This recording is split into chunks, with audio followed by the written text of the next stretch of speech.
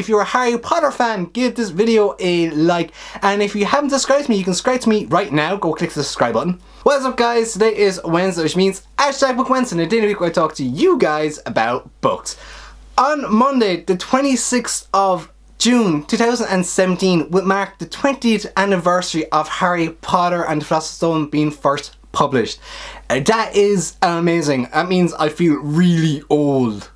Why do I feel old about this? Well, of course, naturally it's because I'm a huge Harry Potter fan, and I first read Harry Potter when I was 11. When I say I was 11 reading Harry Potter, yeah, I was 11 reading Harry Potter the first time. The first time I read Harry Potter and the Philosopher's Stone, I was 11, and I didn't like it. Wait, what? I didn't start liking Harry Potter until I read it for the third time. Let me explain why this is the case. So when I first read Harry Potter at 11, I really didn't like it. I didn't understand this. I just didn't get the whole point of a kid going away to a wizarding school and becoming a wizard. It made absolutely no sense to me, and I actually laughed it off. So let me explain reasons behind me not liking Harry Potter. Now, the first time I read it, I was 11, so I was still very much in my phase of going through the mystery and children's horror, such as Christopher Pike and R.L. Stein, and this was the type of books that I was reading. And as I was getting older, I was going into that genre still with Fear Street and with point horror. And it wasn't until my 6th class teacher, when I was 12, brought this book, this Harry Potter book to me, a book I had already read, didn't like, didn't understand it, didn't care for it. And she said to me, "You like reading, so why don't you read this book?" And I turned and said to her, "I've already read this book and it's stupid. I don't like it."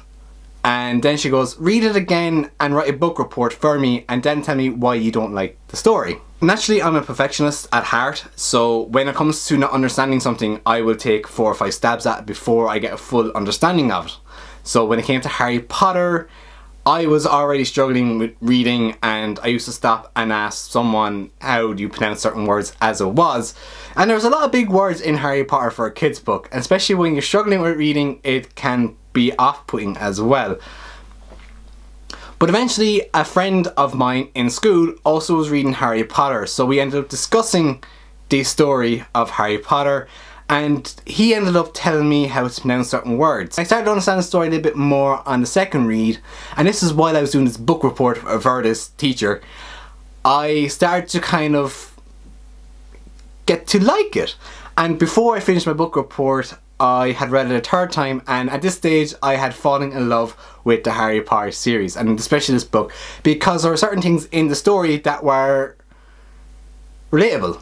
And I just felt drawn to some of the characters. I very much felt drawn to Hermione because she was smart and she was a bit of an outcast, and I was a bit of an outcast in school. So I was very drawn to Hermione, but I was also very much drawn to Ron in the sense that he stood up for what he believed in and he didn't care what other people thought, and I was very much like that when I was that age as well. At that point on, I actually had to turn around to my teacher and said, "I don't hate Harry Potter anymore, I actually really like it, and can I have the second book?" So that's the whole experience I've had with Harry Potter. I didn't like it when I first read it, and yeah, I'm really happy the fact that people are putting effort into celebrating the 20th year for Harry Potter and the Philosopher's Stone being published.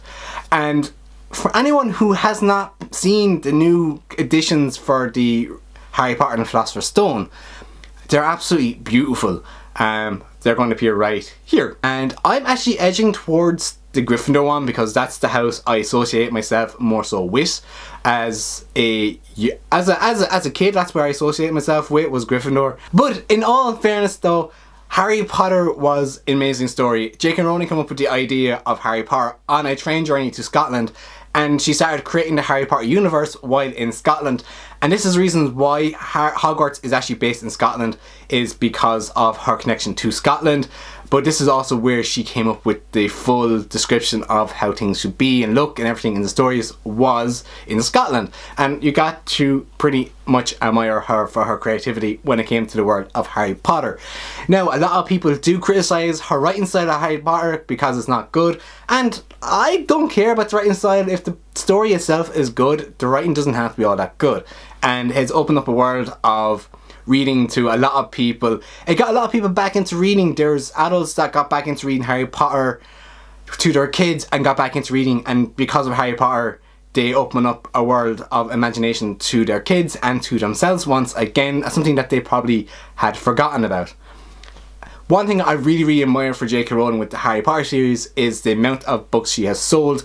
I think it's like 450 million books she sold of the Philosopher's Stone. I'm not sure that's a number for the whole entire series or just for Philosopher's Stone, but all in all, that's pretty impressive, and if I could ever do that one of these days, I'd be totally happy with that.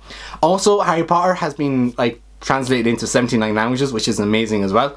And you know, again, you have to admire anyone who does that. Like, I mean, I know there's like loads of authors that have managed to do this. Like, I mean, yeah, J.R.R. Tolkien, who's done it with the Lord of the Rings series, and we have other authors that have done it as well. And it's just wow, it's just amazing. And seeing the celebration of Harry Potter and Philosopher's Stone being published 20 years ago, making me feel old and a lot of other people feel old, because we started reading the series when it wasn't at its height of popularity. It's amazing. For anyone who has not realised, when I talk about how old I feel really old when it comes to talking about Harry Potter being published 20 years ago, is because the book that I have, this one is a paperback version. It's one my mum bought me about 3 years after reading Harry Potter, and I have Old Man Dumbledore on my cover, but the cover that I remember reading had Young Man Dumbledore on it. If you don't know the difference between Old Man Dumbledore and Young Man Dumbledore, they're right here.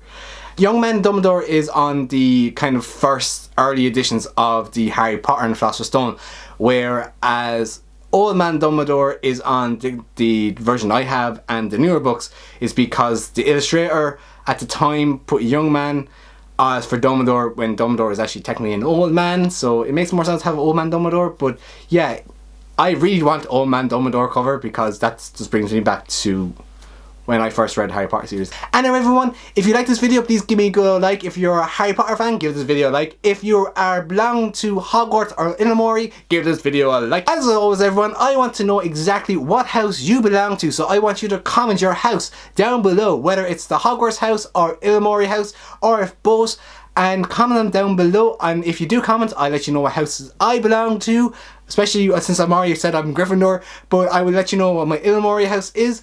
As always everyone, if you want to subscribe to me, you can click over here to subscribe, and if you want to watch my previous videos, you can click them down below, and I shall see you all on Saturday. Peace!